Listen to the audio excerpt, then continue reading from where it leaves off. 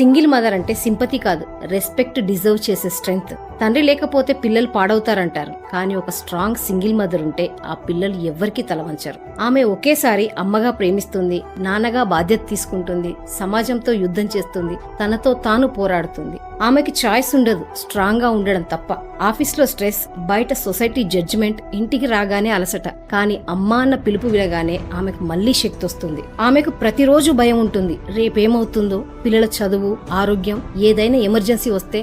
ఈ భయాలన్నీ ఆమె బలహీనతలు కాదు, ఆమె బాధ్యతలకు గుర్తు. సింగిల్ మదర్ కి లగ్జరీ లైఫ్ ఉండకపోవచ్చు, కానీ తన పిల్లలకి స్ట్రాంగ్ మైండ్ సెట్ ఇస్తుంది. తన దగ్గర డబ్బు తక్కువన్నా వాల్యూస్ మాత్రం రిచ్ గా ఉంటాయి. సింగిల్ మదర్ పిల్లలు సౌకర్యాలతో కాదు, సాహసాలతో పెరుగుతారు. అందుకే వాళ్ళు లైఫ్ లో పడిపోయినా మళ్ళీ లేచే బలం వాళ్ళకుంటుంది. She's not alone, she's a force.